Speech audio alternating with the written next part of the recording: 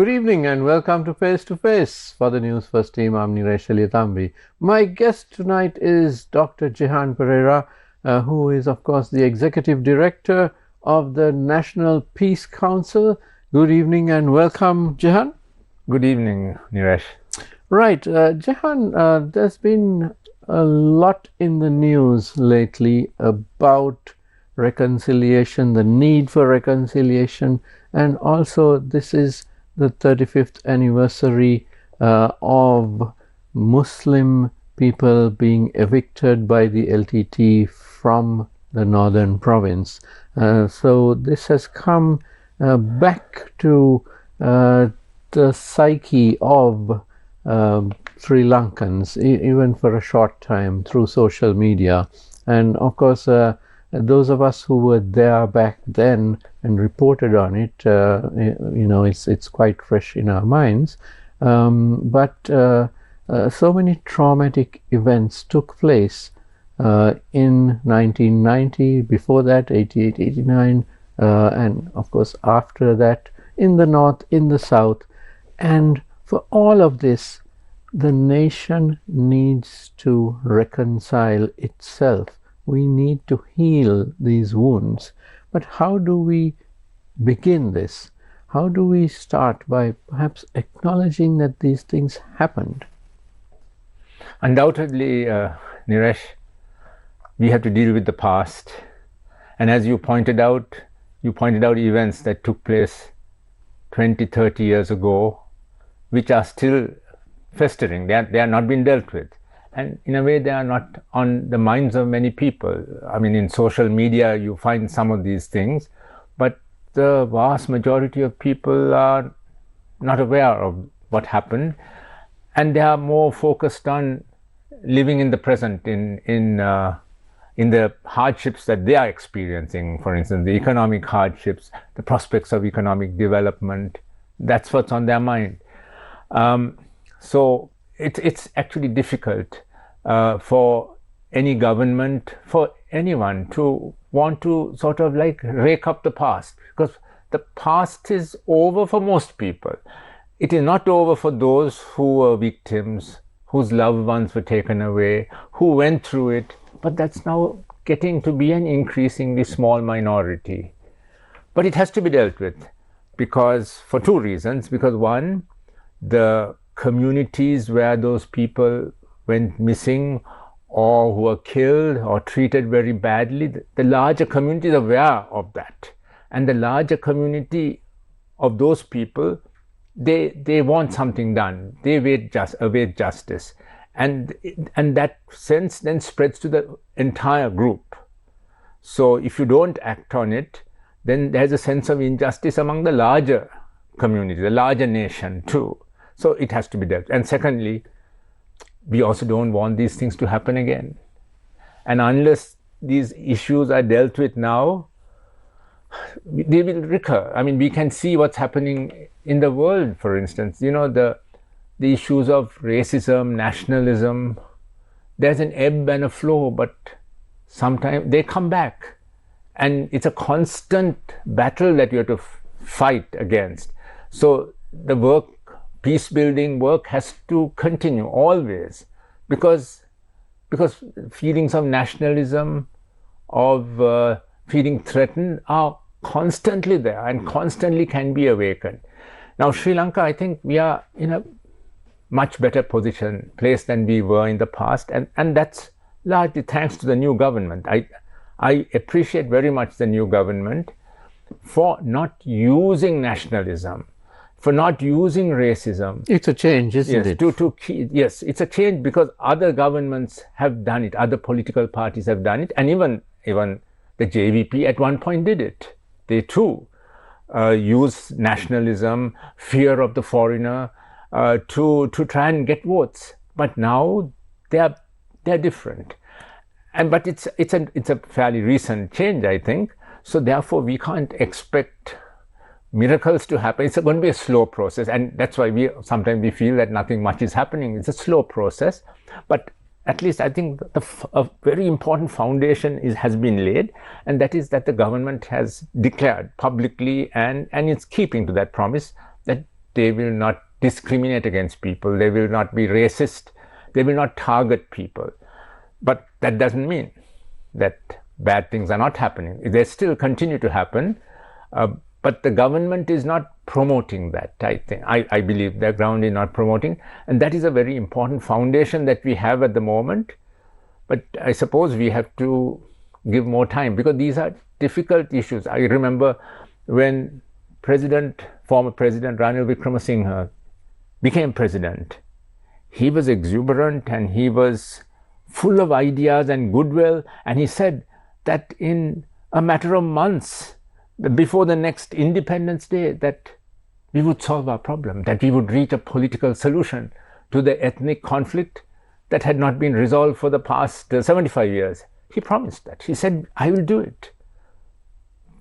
And he's a very experienced politician, very wise, clever, everything, cosmopolitan, seen the world, but he couldn't do it. He did, in fact, but Jehan, recovering from a traumatic experience like a war, and all the violence that accompanies a war, it's not something you can do overnight or within a few months. It is a long, slow process, but the process has to begin and must continuously go forward.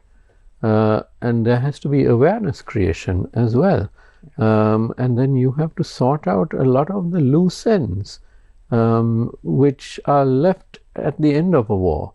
There are people who are displaced, people who have fled overseas, but still they own lands here because, they were forced to flee, perhaps. I mean, there are Sinhalese who were targeted by governments for political reasons, and they had to flee abroad. There are Tamils, there are Muslims. It's one big jumble which you need to sort of make an effort to clear it up as much as possible. Yeah, and for that you need leadership, and you need to have leadership that has some power and authority and resources and mechanisms. Yes, and mechanisms. They have to develop it. They have to develop it. Yeah. Mechanisms. So now, for instance, we have, for a long period of time, we have had civil society groups who have been doing this work, but they don't have the power, the political power. They can't coerce people. They can't get them to do the things that should be done. They don't have resources. They don't have the reach that government leaders can have, and actually have, but don't use.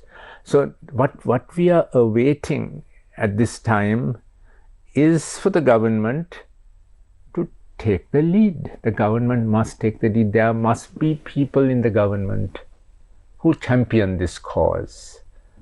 And still we don't see that. We saw during the election campaign, the president make some remarkable speeches. I have not heard such good speeches, where he made very good analyses of what had happened in the past, the discrimination that had been instituted against the minorities, the problems of the majority, the poverty, all of that. He said it very beautifully.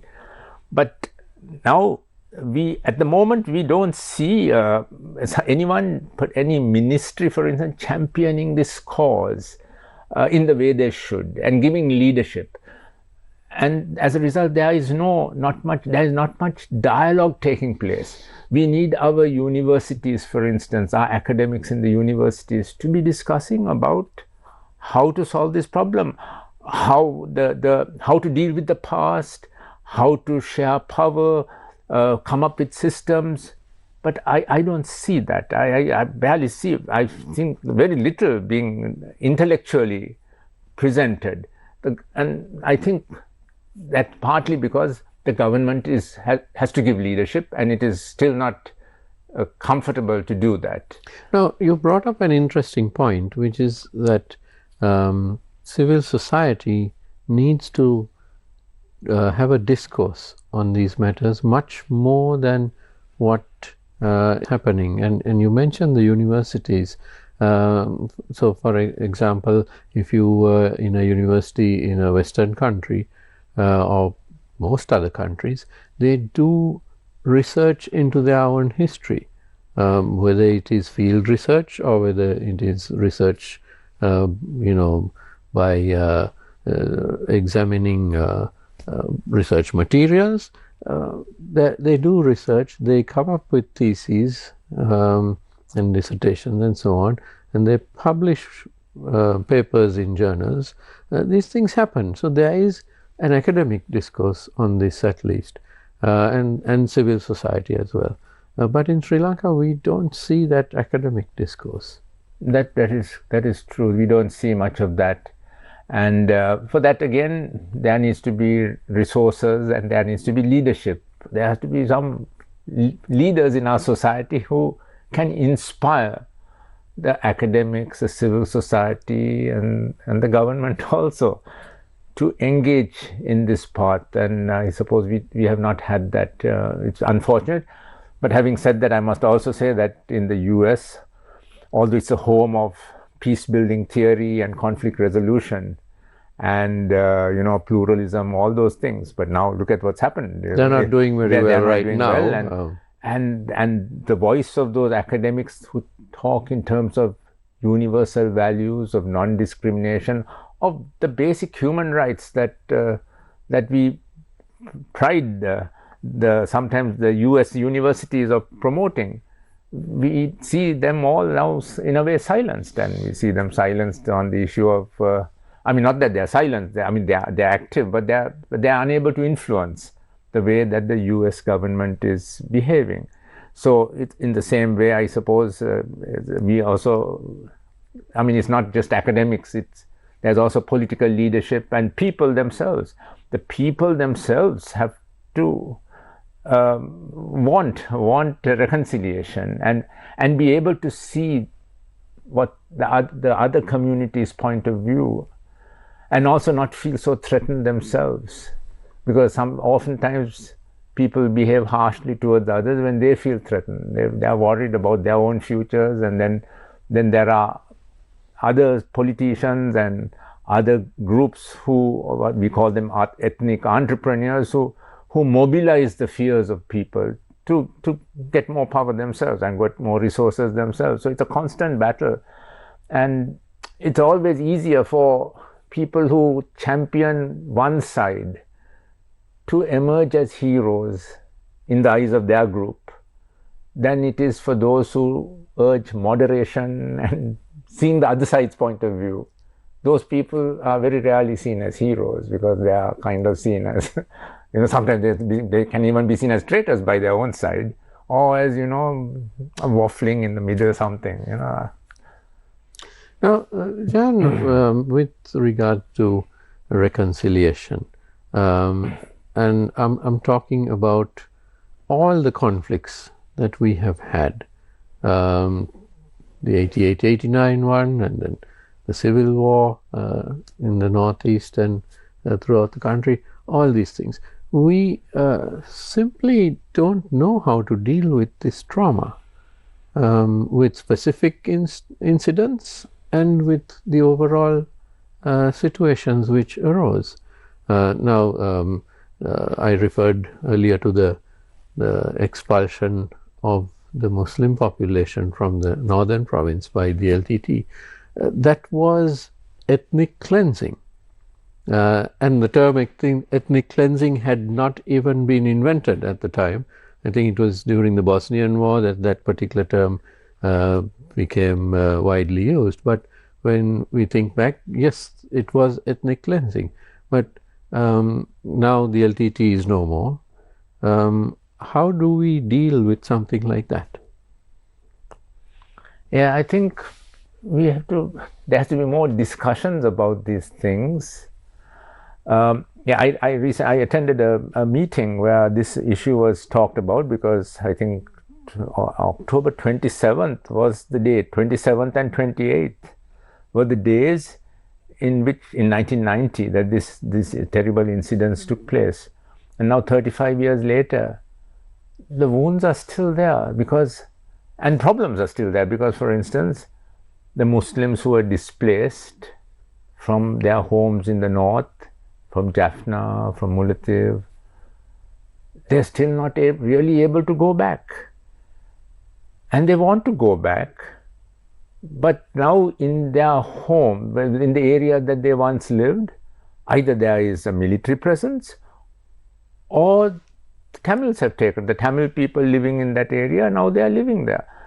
So there is also resistance to them coming back. And also, to compound the problem, the Muslim population has increased. The ones who, if 10,000 left, now there may be 20,000 to go back or 30,000. So there's limited resources there, a land there. So if they are to go back, there has to be some institutional preparation for them to come back, because the land is limited. There are also Tamil people now living there. So all this has to be factored in. But these are not happening. But there's no mechanism for this. Yes, that's right. So I think the government has to set up, they should, and maybe they will. They have to set up a dedicated authority, institution, ministry dedicated to this, headed by people who are dedicated to resolving this problem, to facing it and resolving it. We really must do it, because at this time, I feel that there is much more goodwill among the people. There is a readiness. Of course, people, in the end, we all have our prejudices, our fears, historical memories. But there's also a sense that we must overcome this. And in a way that we must become all Sri Lankans, and we must solve this problem once, and that this is a good time to solve it. And as I said, and because the government is not weaponizing, not using this to these divides to strengthen itself, and because we also have fortunately we have a main opposition party which is also like-minded. It's actually very like-minded. It's a healthy it's a good situation where the government can enlist the support of the opposition, and unfortunately they appear to be quite hostile to each other at the moment. But the government, if it wants to solve this problem, it can't solve it alone. It needs to enlist the opposition. It needs to enlist the civil society, and it needs to get international assistance also. So I mean, I hope the government will come to that in that direction. I mean, maybe they will. Now, in my lifetime, this is the only government, the first government, which did not play the racial card. It's unfortunately been played by so many governments, maybe not by the presidents themselves, but certainly various members of the cabinet would do it, and there would be riots, and there would, all these issues came up. But this government we have now doesn't allow any of that to happen, and it treats Sri Lankans as Sri Lankans. It's not pitting races and religions against each other. So this is the best chance to get some reconciliation done after decades and decades. Yeah, I mean, yes, you're right. This is the time, and I want to also say that simply by not doing bad things, like not discriminating, not treating them, the minorities unequally, not targeting them, that is not enough to build reconciliation. It is that, like the saying, there is this saying in peace building, that the absence of war is not peace. Absence of war is important. Absence of war means absence of violence and indiscriminate violence. But that is not peace. Peace is the positive attributes. Peace is when people are happy, when they feel they belong, when they are earning enough to live, when their sense of injustice has been dealt with. All that is also necessary. So in the same way, the government, it's not enough for the government not to sort of be not discriminating or not targeting minority. It has to do something positive. It has to do think positive things for them. And that's not just about development. Government is trying to do development work, which is of course common to all sections of the people.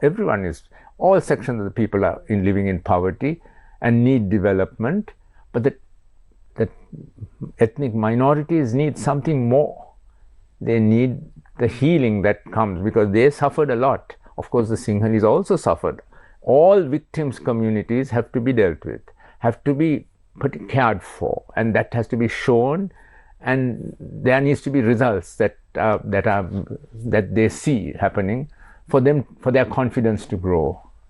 Now, interestingly, whenever the subject of reconciliation, the broader subject, comes up, there is a knee-jerk reaction among certain sections of the armed forces, it's a very small section indeed, who are perhaps fearful of punitive justice. But punitive justice just isn't something that is required, really, because what you first require is the healing process, isn't it? It's not about finding out who killed whom. That's just a very small part of it, which may happen, may not happen. That's like the last thing in this entire process. There's a lot more and a lot more complex issues which need to be sorted out. Yeah, I think the important thing is for the government, for the society to acknowledge what happened, and that what happened was a tragedy, and the acknowledgement is necessary that people went missing, and actually the government is trying to do that now. For instance, I have learned that the Office of Missing Persons has now, the government has passed some regulations to recruit 25 committees to go into the mass of document, because there are about 15,000 files perhaps that have to, or I don't know how many, several thousand files that have to be dealt with. So 25 committees to go into those. And well, that's a positive step, isn't it? And to ascertain what actually happened, to go through them, and what can be done to identify if they are around, if they're still around, or what happened to them. So that is actually a first step. And so the government has devoted resources to that, to recruiting those people, and so that they can go and do that work. And then subsequently, it is to be hoped that the government has said that they'll appoint a Truth and Reconciliation Commission, which will have the authority to actually go to and see that the wrongdoers, people who did wrong, are also identified. And then the question is, what will be done with them? Whether the evidence will be sufficient to prosecute them, or whether they will be amnestied. That has happened in other parts of the world. Amnesties have been given, but of course also conditional on the wrongdoer, the perpetrator, sort of telling the truth about what actually happened. Well, in the idea of Truth and Reconciliation Commission, I believe in South Africa what happened was that the commission itself was empowered to take a decision as to prosecution or whether the perpetrators would be pardoned, or what would happen. So in the case of the most heinous crimes, the commission would recommend prosecution. But in most of the minor issues, where perpetrators came forward and admitted, because it's in the minds of these perpetrators as well. They may be regretting it, and so in South Africa that's what happened. Many of the perpetrators came forward and gave their stories and asked for forgiveness from the victims, and that was, the best solution. Of course, there were people who had been guilty of massacres who then were prosecuted. even though they came forward. So a commission is not sort of a blank check. It's not whitewashing anything. Yeah, I think so. I think Sri Lanka has a number of options to look at. South Africa is one, and there's Colombia. There various countries have other countries have also gone through this type of mass violence and killings, but and some have dealt with it better than others. Now, for instance, in Spain, in 1930s, there was a civil war where there were terrible atrocities that took place. A particularly vicious civil war, the Spanish Civil War. And still, I mean, apparently in Spain, the divide is there between those who fought on the two sides. Their children, their grandchildren, they remember these things. And so they are still dealing with the issues coming from the past and still digging up bodies and trying to identify who they were and who the perpetrator was. So it's not only Sri Lanka that is going through this. Other countries also have gone through. Many countries. Yeah, so they are going through. And I think that's where the international dimension can come in, where the international community can support us with identifying, with forensic support, identifying the grave sites and the DNA testing. All that can come from the international community. But in the end, I think we all agree. We think that it's Sri Lankans who should decide what should be done. Oh, absolutely. Because we are the ones who will have to live with the consequences. Sometimes international experts can come and advise us, but then they go away and they go to some other location. Whereas we Sri Lankans have to live here. And so in the end, we have to decide. But we must decide fairly. We must decide in the interest of all the people, and realize that what we do will have an impact on the lives of others.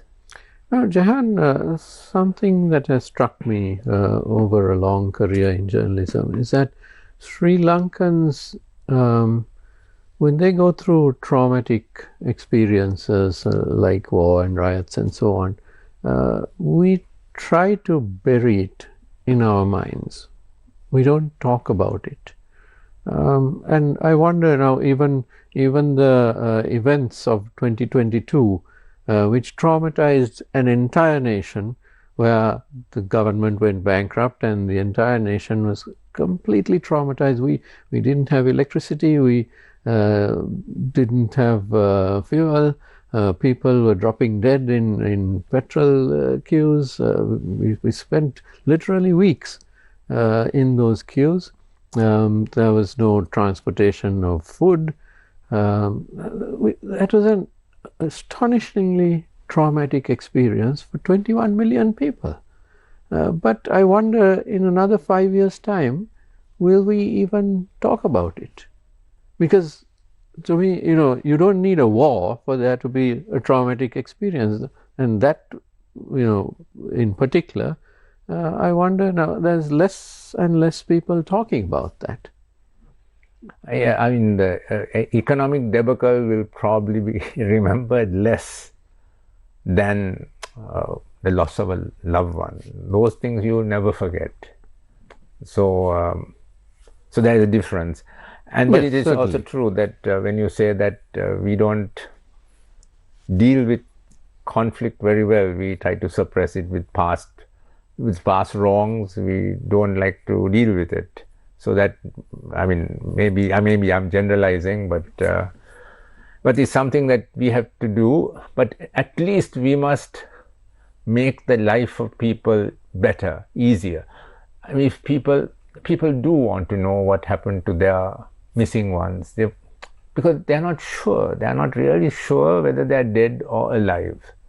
So at least we should do that and let them know, so that they can actually have the final rights for the person who is no more, because they're not sure, so they don't have the final rights. So I think that is an obligation on the part of any government. We must do that.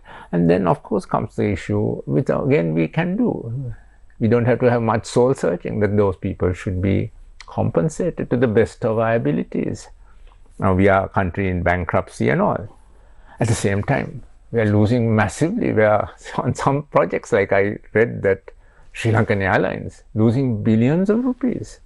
So those billions can go to the poor missing people, no? If we don't lose those billions.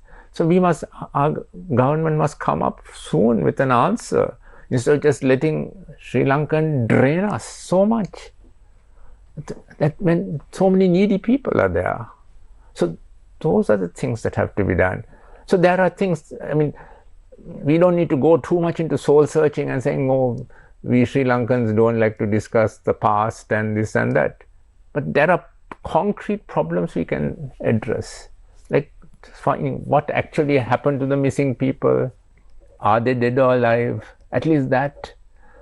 Then deciding on compensation for those people. Then giving back their land, that land that the military occupies, on the basis that it's needed for national security. We must make a real assessment. Is it needed for national security?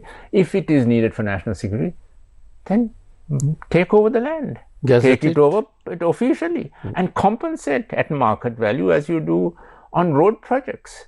I mean, when people don't like to lose their homes when a road is being built, but the government takes it over and then compensates them. So do those things. And of course, we also have to try and address the roots of the problem. Why did this problem arise in the first place? There was a problem in our governance structure. That's why it happened. That's why the Tamil people decided to support violence and take up arms. A section took up arms and other Tamil people supported them because they felt they were being discriminated against and there was nothing they could do to stop it politically. So then they said, we have to do it by violence. Address that problem. And that's what's called the political solution. And the 13th Amendment, Provincial Council, is part of that solution. Implement those things. Now, an interesting thing happened a few weeks ago when the Velvetiture Citizens Committee in northern Jaffna Peninsula, they have filed a claim with regard to atrocities committed allegedly by the Indian peacekeeping force, the IPKF, which was in Sri Lanka, I think from, was it 87 to 90, that period for about 3 years. Of course, many Sri Lankans, especially the young Sri Lankans, have never even heard of the IPKF. But you and I, of course, we lived it, so we know it. The Indian peacekeeping force, which came into Sri Lanka on the invitation of President Jayawardena, was supposed to keep the peace, but then they ended up fighting against the LTT at a time when the Sri Lankan armed forces were maintaining a ceasefire with the LTT. So it's very clear that whatever happened during that time was IPKF versus the LTT, and certain allegations are there of atrocities which happened. I mean, we know the atrocities happened, and now the Velvetiture Citizens Committee has filed a massive claim on behalf of the people of that area where there was a massacre.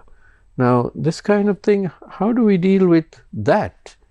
Because now this is it's a bit of a landmark claim, isn't it? We haven't seen this kind of thing happening before. We may see more of this happening. Yes. Now, that claim that the Velvetiture Citizens Committee, they made the claim initially against India itself, but they got no response. And I believe in terms of international law and practices, it is Sri Lanka that is actually accountable, because the Sri Lankan government, willingly or unwillingly, invited the Indians to come in. Actually, they did it I think willingly, because they wanted the Indian army to disarm the LTT. So it's a Sri Lankan responsibility. So then Sri Lanka is the one that is responsible for the reparations. Now, it's true that the Velvetiture Committee has asked for a lot of money for the loss of property and loss of life. Of course, then the question is affordability, because I mean there are 60 or some 60 people were killed and I don't know how many houses were destroyed. But that happened all over the north and east. Exactly. Yeah, so the amount will be in the trillions. If this was billions, then it will be trillions. So probably Sri Lanka can't afford to pay that. So then we have to pay what is fair. We must do the maximum but we can. More than just paying, isn't it incumbent on all parties to acknowledge what happened and perhaps to investigate what happened? Compensation is, well, as you said, how much can you afford to pay? Which doesn't in any way take away from the suffering of those people. But I mean, I think they have made that claim on a particular basis of the destruction which happened. Yes, so that is correct, exactly. I mean, so we must ascertain what actually happened, and that has to be recorded and acknowledged, and maybe the government has to do that, because these are all things that happened in the past which are not brought together. So I suppose that is where the Truth Commission will be important. And of course there have been many commissions also in the past, also appointed to deal with the war, but those commissions have looked at particular parts of it, of the conflict, except of course the LLRC, the Lessons Learned Commission, and that was appointed by President Rajapaksa. That was a good commission. They came up with a good report. I think that report, I mean, it's not a comprehensive report. I don't think they dealt with the Valvati Ture incident. So there are many incidents all over that have happened. And also the Lessons Learned and Reconciliation Commission report, the recommendations were not implemented. And that's why then the UN, Human Rights Council, got more active. Because actually Sri Lanka promised that they would implement the LLRC recommendations to the UN, but then they didn't, and therefore then you find that the UN resolutions have been getting stronger and stronger, and then the international component of the UN resolutions has grown.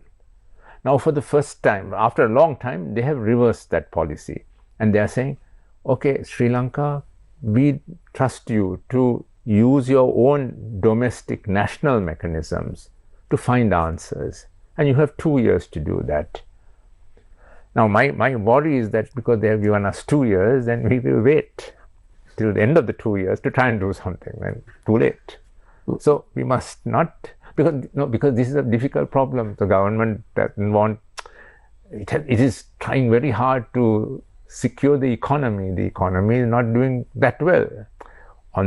There is stability, but in terms of the amount of foreign exchange we are saving, it's not so much. We'll have to, in 2 years, we'll have to pay a huge, every year we'll have to pay a huge amount, which is, I think, equal to our reserves at the present time. The reserves are not increasing, I mean, they're increasing, but increasing too slow. Yes. So that's what the government is very worried about, I think. Yes. So then they don't want to get into a big tussle now about the ethnic problem. They want to focus on this. They don't want to open a new flank. So then they might concentrate on this, relax on because we have 2 years. But that's also dangerous, because at the end of 2 years, the fear is that 2 years later, in 2 years, you might find Gaza problem all solved. Gaza ended. And now the Western world or the international community wanting the legitimacy of its rules, which have been flouted at this time, they might want it restored. And then we will be there for them to restore their legitimacy and the power of international law. They might bring the whole weight of international law to bear on us in 2 years. So I think it's better that we try and deal with the problem now. Domestically, ourselves. Domestically, where they have given us the right to, the authority, they've given us that leeway, that space to solve it ourselves. And if we don't solve it ourselves in a satisfactory way, in 2 years, the situation, the world might have changed, and it might be a more direct imposition on us by the international community. But that's another point, and we are almost out of time. But don't you think that we Sri Lankans need to start solving our own problems, recognize it, and try to resolve these things ourselves domestically, without having the whole world, poking and prodding us, because reconciliation has to be voluntary within Sri Lanka and Sri Lankans. Yes, we must all, so the ideal is what governments in the past did, but then they didn't act on them. They had all party conferences, they brought in civil society, but they never acted, because they didn't have, I suppose they didn't have a genuine heart to do it. But that genuineness must be there, that they really want to solve it, and the people have, at this time, the people have given a mandate. And we have a good opposition, I think, and we have a good government. So I think this is the right time. But there needs to be leadership that is taken, and we can. So it's not the government alone that is going to solve this problem. The government must get the opposition, must get the minority parties, must get civil society, must get the religious leaders, community also on board, and together. Of course, that requires that all-encompassing leadership. South Africa was fortunate to have it. They had Nelson Mandela giving political leadership, and they had Archbishop Desmond Tutu giving the moral leadership that helped to bring the South Africans together. And they were also pragmatic. So they knew that although the blacks had been oppressed for decades by the whites, the black majority, when they got power, they did not want to take revenge against the whites, because they knew that the white people are also needed for South Africa to prosper. So in our case also, we must have that same attitude, that we need all our people to prosper. We need our Sinhalese, we need our Tamils, we need our Muslims. And together, because we all have different strengths, and instead of seeing each other as rivals and as threats to each other, that we all have to live and share this island. So we must work together. And I'm afraid we're out of time. My thanks to Dr. Jehan Perera, Executive Director of the National Peace Council. Thank you for joining me this evening, Jehan. Thank you, Neeraj. And thank you to you at home for watching. Don't go away, because the news is coming up next. Have a great evening.